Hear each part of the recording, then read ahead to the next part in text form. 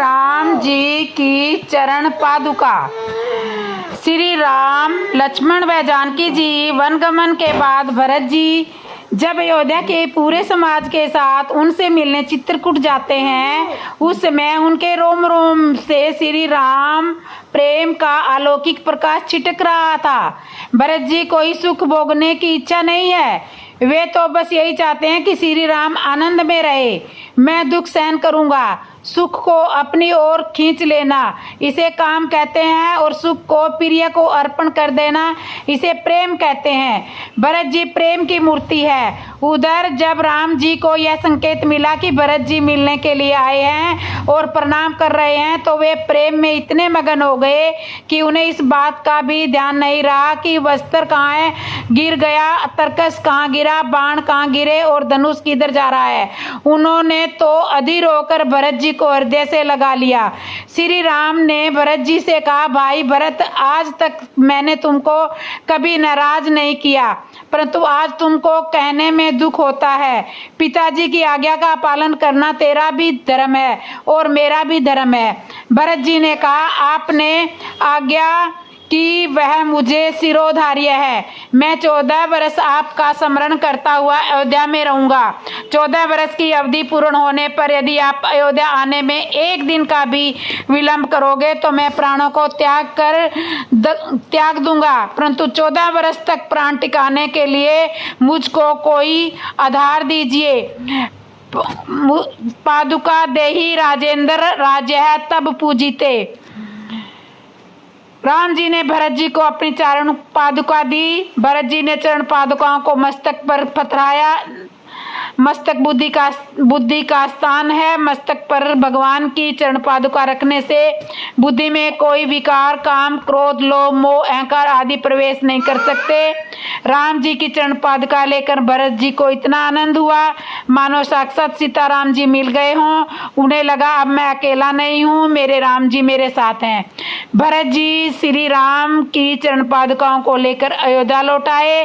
Ram one में रहे और भरत राजमहल में सुख भोगे, यह संभव नहीं था। भरत जी अयोध्या के बाहर नंदीग्राम में वास करने लगे। भरत जी तन से अयोध्या में थे और किंतु मन से राम जी के चरणों में था।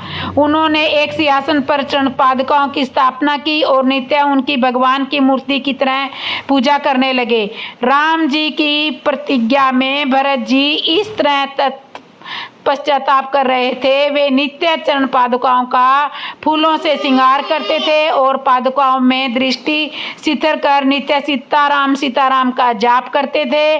जब भी उनको राम जी की याद आती थी, उनका हृदय श्री राम के वियोग में चित्कार करने लगता।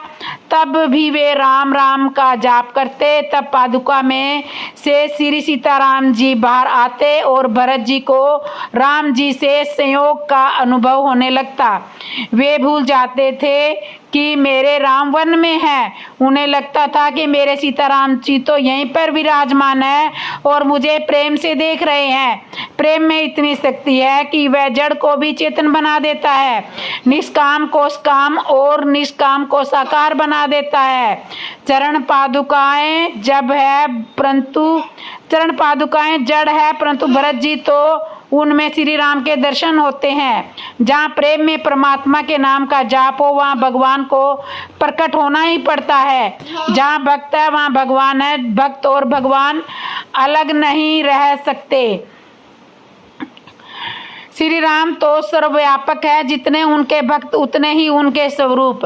राम जी का एक स्वरूप वन में था और दूसरा स्वरूप भरत जी के पास था। भरत जी अयोध्या का समस्त राजकार्य राम जी की चरण पादुकाओं को निवेदन करके करते थे। कोई भी काम पादुकाओं की आज्ञा के बिना नहीं करते थे। इस तरह अयोध्या में राम जी की चरण पादुकाओं का राज्य हो गया। मनुष्य भी यदि जीवन में सुखी रहना चाहता है तो उसे भरत जी की तरह अपने जीवन में एक नियम लेना होगा। वह प्रत्येक काम अपने ठाकुर जी से कहकर ही करें, क्योंकि हम तो ठाकुर जी के सेवक हैं। जो भी काम करें ठाकुर जी को बताकर उनकी आज्ञा लेकर ही करें, तो जीवन में कभी दुखी नहीं रहना होगा। संयोग में सेवा किस रीति से करना चाहिए, यह आदर्श लक्ष्मण जी ने संसार को बताया, और श्री राम के वियोग में मानव जीवन कैसा होना चाहिए, यह आदर्श भरत जी ने जगत को सिखाया। भरत जी का चरित्र हमें सर्व त्याग की शिक्षा देता है। राम जीवन में कंदमूल का सेवन करते थे, इसलिए भरत जी ने भी अन्न को त्याग दिया था। भरत जी ने 14 वर्ष तक अन्न नहीं खाया। वे गोमूत्र यावक व्रत करते थे। वे गाय को जौ खिलाते थे, फिर गोबर के साथ निकलने वाले उन जौ को धोकर साफ करते, गोमूत्र के साथ उनको उबाल कर 24 घंटे में एक बार उसे ही ग्रहण करते थे। भरत जी ने जटा और वल्कल वस्त्र धारण कर लिए। वे ब्रह्मचार्य व्रत का पालन करते थे। उन्होंने भूमि में गड्ढा खोदकर उस पर कुश का आसन बिछाया। 14 वर्ष तक वे महातपस्वी बिना लेटे उस पर बैठे रहे। गोस्वामी तुलसीदास जी ने भरत जी के नियम व्रत और श्री राम प्रेम की स्तुति करते हुए कहा है अर्थात भाइयों में सबसे पहले मैं श्री भरत जी के चरणों को प्रणाम करता हूँ, जिनका नियम और व्रत वर्णन नहीं किया जा सकता, जिनका मन राम जी के चरण कमलों में भौरों की तरह लुभाया हुआ है, कभी उनका साथ नहीं छोड़ता। वन में राम जी के तपस्वी जीवन की तुलना में भरत जी का तपस्वी जीवन अधिक श्रेष्ठ है, क्योंकि वन में रहकर तप करना बहुत कठिन है। राजमहल में रहकर तप करने वाला सच्चा ब्रह्मनिष्ठ साधु है। इस प्रकार की अनुकूलता हो, विषय भोग के साधन हो, फिर मन विषयों में न लगे, यही सच्ची शुद्धता है। सच्चा वैराग्य है। भिखारी को खाने को न मिले और फिर वह उपवास करे तो उसका कोई विशेष अर्थ नहीं है। सब कुछ होने पर भी मन किसी विषय में ना जाए, यही सच्चा वैराग्य है। कुबेर के धन को भी लज्जित करने वाले राज्य भव के बीच भरत जी ऐसे रहते हैं जैसे चंबा के बगीचे में रहकर भी भौरा चंबा के फूलों से दूर रहता है। यही कारण था कि संत शिरोमणि भरत जी के दर्शन व सत्संग से अयोध्या के नर नारी में ही नहीं अपितु जड़ चेतन में भी राम भक्ति प्रतिष्ठ हो गई। भरत जी के बदतमीज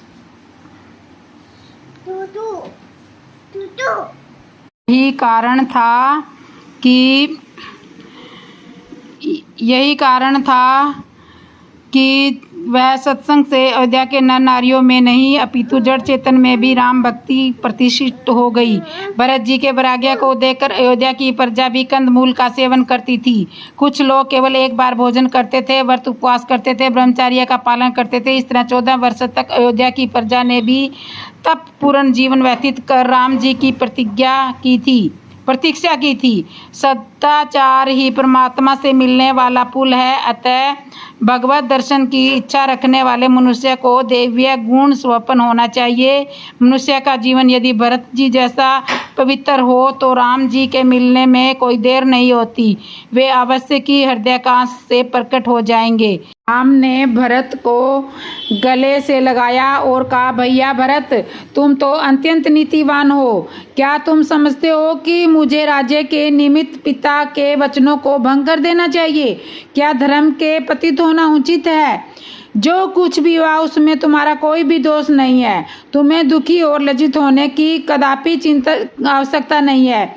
माता कैकेयी की निंदा करना भी उचित नहीं है, क्योंकि उन्होंने पिताजी की अनुमति से ही वर मांगे थे। मेरे लिए माता कैकेयी और माता कौशल्या दोनों ही समान रूप से सम्मानीय है।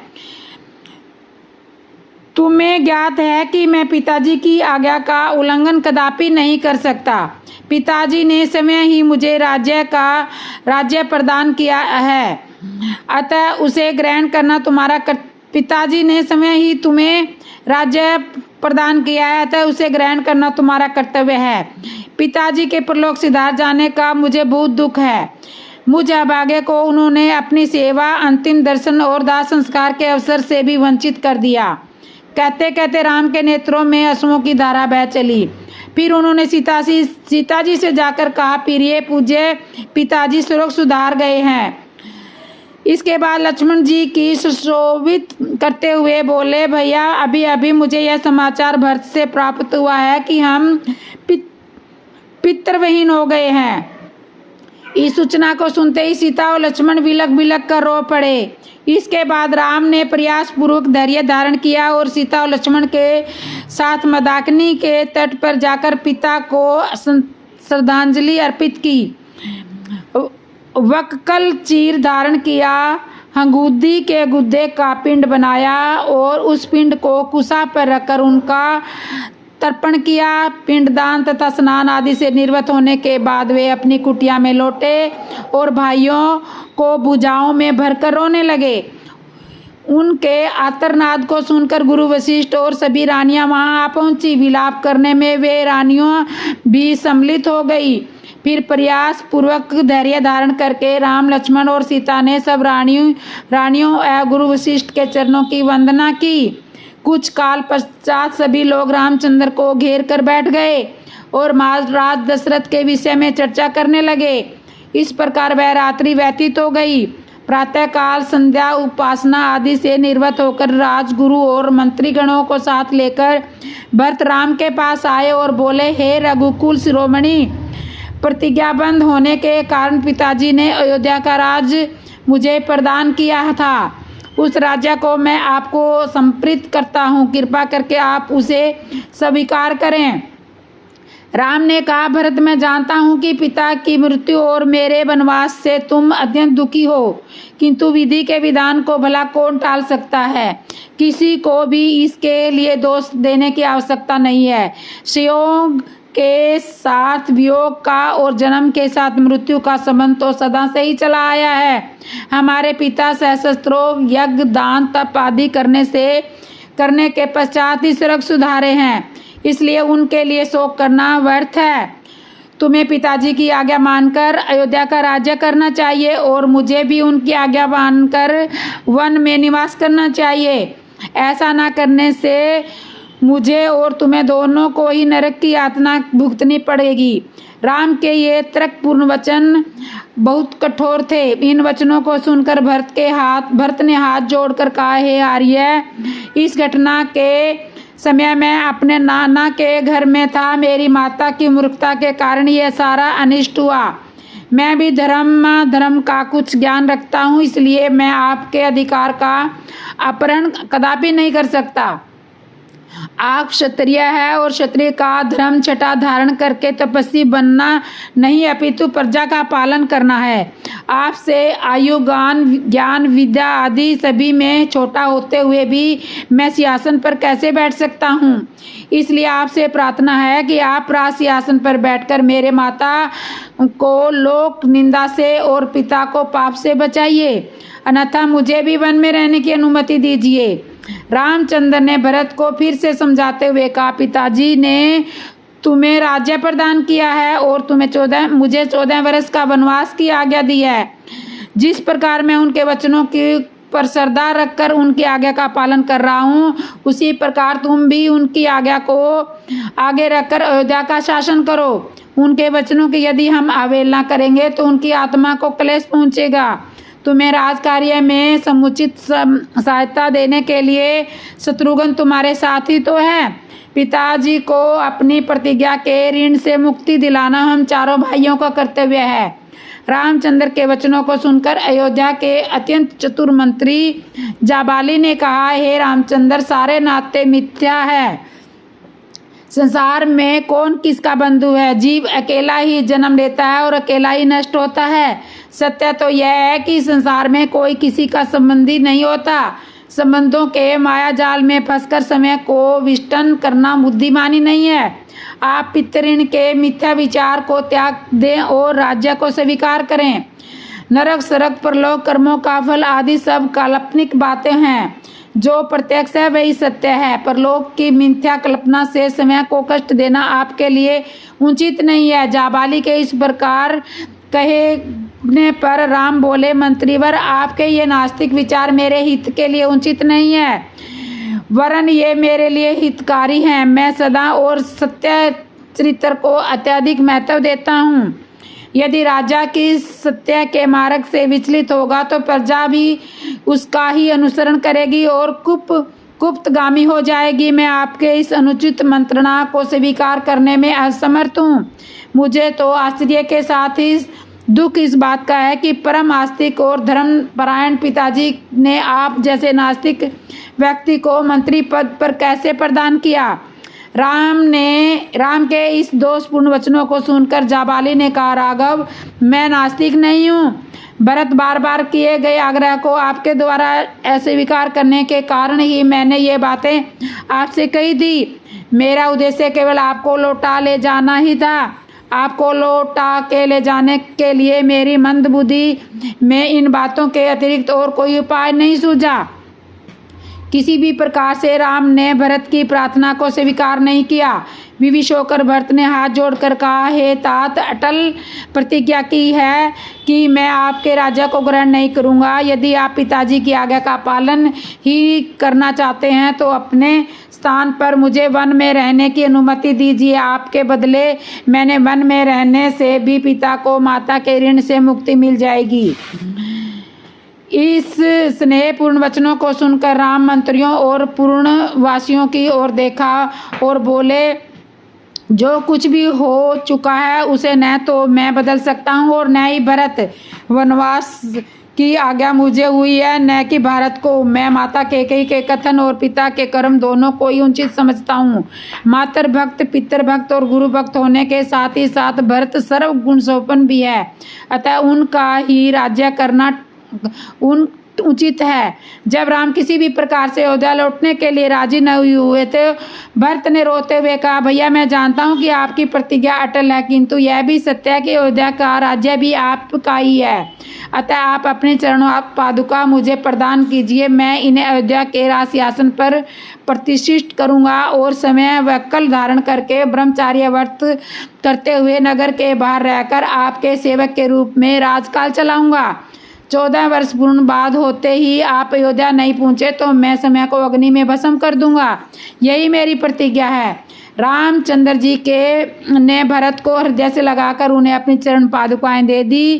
फिर शत्रुघ्न को समझाते हुए बोले, भैया, माता कैकेयी को कभी अपशब्द कहकर उनका अपमान मत करना। इस बात को कभी मत भूलना कि वे हम सब की पूज्य माता है। तुम्हें मेरी और सीता की शपथ है। फिर माताओं को धैर्य बंधाकर सम्मान पूर्वक उनको विदा किया। श्री राम की चरण पादुकाओं के साथ भरत और शत्रुघ्न रथ पर सवार हुए। उनके पीछे अन्य रथों पर माताएं, गुरु, पुरोहित, मंत्रीगण तथा अन्य पूर्ववासी चले। पीछे पीछे सेना चली। उदास मन लिए हुए सब लोग 3 दिन में अयोध्या पहुँचे। अयोध्या पहुँच जाने पर भरत ने गुरु वशिष्ठ से कहा, गुरुदेव, आपको तो ज्ञात ही है अयोध्या के वास्तविक नरेश राम हैं। उनकी अनुपस्थिति में मैं उनकी चरण पादुकाएं सिंहासन की शोभा बढ़ाएंगी। मैं नगर से दूर रहकर नंदीग्राम में पर्णकुटी बनाकर निवास करूंगा और वहीं से राजकाल का संचालन करूंगा। फिर वे नंदीग्राम से ही राम के प्रतिनिधि के रूप में राज्य का कार्य संपादन करने लगे। राम और भरत का मिलाप।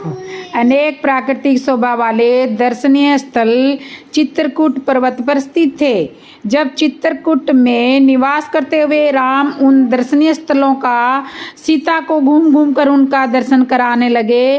भांति भांति की बोली बोलने वाले पक्षियों, नैनाभिराम पर्वतमालाओं तथा उनकी शिखरों, विभिन्न प्रकार के फलों से लदे हुए वृक्षों को देखकर सीता अत्यंत प्रसन्न हुई।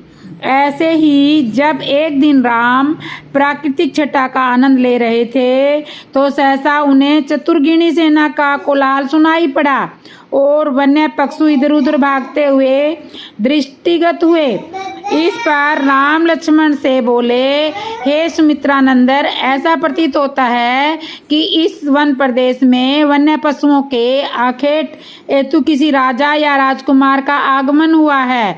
हे वीर, तुम जाकर इसका पता लगाओ। लक्ष्मण उसी समय एक ऊंचे साल वृक्ष पर चढ़ गए और इधर उधर दृष्टि दौड़ाने लगे। उन्होंने देखा उधर उत्तर दिशा में एक विशाल सेना हाथी, घोड़ों और अस्त्र शस्त्रों से सुशोभित सैनिकों के साथ चली आ रही है, जिसके आगे आगे अयोध्या की पताका लहरा रही थी। उसी समय लक्ष्मण समझ गए कि यह अयोध्या की सेना है। राम जी के पास आकर क्रोध से कांपते हुए लक्ष्मण जी ने कहा, भैया, कैकेयी का पुत्र भरत सेना लेकर के चला आ रहा है। आवश्यक ही वह वन में अकेला पाकर हम लोगों का वध कर देना चाहता है, ताकि निष्कट होकर अयोध्या का राजा कर सके। आज मैं इस षड्यंत्रकारी भरत को उसके पापों का फल चखवाऊंगा। भैया, चलिए कवचों से सुशोभित होकर पर्वत की चोटी पर चलें। राम बोले, सुमित्रे पुत्र, तुम ये कैसी बातें कर रहे हो? धनुष तान कर खड़े होने की कोई आवश्यकता नहीं है। भरत तो मुझे प्राणों से भी प्यारा है। भला भाई का स्वागत अस्त्र शस्त्रों से किया जाता है? अवश्य कि वह मुझे अयोध्या लौटाने के लिए आ रहा होगा। भरत में कोई और मुझ में कोई अंतर नहीं है, इसलिए तुमने जो कठोर शब्द भरत के लिए कहे हैं वे वास्तव में मेरे लिए कहे हैं। स्मरण रखो, किसी भी स्थिति में पुत्र पिता के और भाई भाई के प्राण नहीं लेता। राम के भर्तृशर्या भरे हुए शब्द सुनकर लक्ष्मण बोले, हे प्रभु, सेना में पिताजी का श्रेय छत्र के नहीं है। इसी कारण ही मुझे यह आकांक्षा हुई थी, मुझे क्षमा कर दीजिए। पर्वत के निकट अपनी सेना को छोड़कर भरत शत्रुघ्न राम की कुटिया की ओर चले। उन्होंने देखा यज्ञवेदी के पास मृगशाला पर जटाधारी राम वक्कल धारण किए बैठे हैं। वे दौड़कर रोते हुए राम के पास पहुंचे। उनके मुख से केवल हे आर्य शब्द निकल सका और वे राम के चरणों में गिर पड़े। शत्रुघ्न की भी यही दशा हुई थी। राम ने दोनों भाइयों को पृथ्वी से उठाकर हृदय से लगा लिया और पूछा, भाई, पिताजी और माताजी कैसे हैं? सकुशल तो है ना वो? कुल गुरु वशिष्ठ जी कैसे हैं? तुमने तपस्वियों जैसा वत्सल धारण क्यों कर रखा है? रामचंद्र के वचन सुनकर अश्रुपूरित भरत बोले, भैया, हमारे परम तेजस्वी धर्मपरायण पिता स्वर्ग सुधार गए हैं। मेरी दुष्टा माता ने जो पाप किया है उसके कारण मुझ पर भारी कलंक लगा है और मैं किसी को अपना मुख नहीं दिखा सकता। अब मैं आपकी शरण में आया हूँ, आप अयोध्या का राज संभाल कर मेरा उद्धार कीजिए। संपूर्ण मंत्रिमंडल, तीनों माताएं, गुरु वशिष्ठ आदि सब यही प्रार्थना लेकर आपके पास आए हैं। मैं आपका छोटा भाई हूँ, पुत्र के समान हूँ। माता के द्वारा मुझ पर लगाए गए कलंक को धोकर मेरी क्षमा करें। इतना कहकर भरत रोते हुए फिर राम के चरणों में गिर गए और बार बार अयोध्या लौटने के लिए अन्य विनय करने लगे। लेकिन राम जी पिता के आज्ञाकारी हैं। की सीढ़ी पर क्यों बैठते हैं? हिंदू धर्म में कई सारे देवी देवताओं की पूजा की जाती है। भक्त अपने भगवान के दर्शन के लिए विभिन्न मंदिरों में जाते हैं और अपने सुख दुख उनके सामने प्रकट करते हैं। हम अक्सर जब मंदिर जाते हैं, दर्शन करने के बाद मंदिर की सीढ़ियों पर बैठते हैं। मंदिर की सीढ़ियों में बैठना शुभ माना जाता है, लेकिन क्या आप जानते हैं कि इस परंपरा के पीछे क्या कारण है? आजकल लोग मंदिर की सीढ़ी पर बैठकर धर्म और राजनीति की बातें करते हैं, परंतु यह प्राचीन परंपरा एक विशेष उद्देश्य से मानी गई है। शास्त्रों में लिखा है कि मंदिर की सीढ़ी पर बैठकर हमें एक श्लोक का पाठ करना चाहिए। यह श्लोक इस प्रकार है, अनायासेन मरणम बिना देवेन जीवनम, देहांत तव सानिध्यम देवी में परमेश्वरम। अब इस श्लोक का अर्थ भी जान लेते हैं। अनायासेन परिणम का अर्थ है बिना तकलीफ के हमारी मृत्यु हो और हम कभी भी बीमार होकर बिस्तर पर न पड़ें, कष्ट उठाकर मृत्यु को प्राप्त न हो और चलते फिरते हमारे प्राण निकल जाएं। बिना दवेन जीवनम अर्थात परवशता का जीवन ना हो, यानी हमें किसी के सहारे का सहना ना पड़े। जैसे कि लकवा हो जाने पर व्यक्ति एक दूसरे पे आश्रित हो जाता है, वैसे परवश या बेबस ना हो, प्रभु की कृपा से बिना भीख के ही जीवन बसर हो सके। देवांते तब सानिध्यम मतलब जब भी मृत्यु हो तब भगवान के सम्मुख हो। जैसे विषम पिता की मृत्यु के समय भगवान उनके सम्मुख आकर खड़े हो गए और उन्हें दर्शन करते हुए ही विषम के प्राण निकले। देही में प्रवेशरम अर्थात ये परमेश्वर ऐसा वरदान हमें देना, हमें इसी श्लोक का पाठ करना चाहिए। इसलिए कहा जाता है कि प्रभु से घर गाड़ी बंगला शादी धन दौलत शोहरत नहीं मांगना चाहिए। ये सब भगवान आपकी पात्रता के अनुसार खुद आपको दे देते हैं। दर्शन करने के बाद मंदिर की सीढ़ी पर बैठकर यह प्रार्थना अवश्य करनी चाहिए। याचना शारीरिक पदार्थों के लिए होती है, जैसे कि घर, व्यापार, नौकरी, संतान, शारीरिक सुख, धन या अन्य बातों के लिए जो मांग की जाती है वह याचना है। हम प्रार्थना करते हैं। प्रार्थना का विशेष अर्थ होता है अर्थात विशिष्ट श्रेष्ठ प्रार्थना अर्थात निवेदन। भगवान से प्रार्थना करें और प्रार्थना कैसे करना है ये ऊपर लिखा हुआ श्लोक बोलना है। जब हम मंदिर में दर्शन करने जाते हैं तो खुली आंखों से भगवान को देखना चाहिए, निहारना चाहिए, उनका दर्शन करना चाहिए।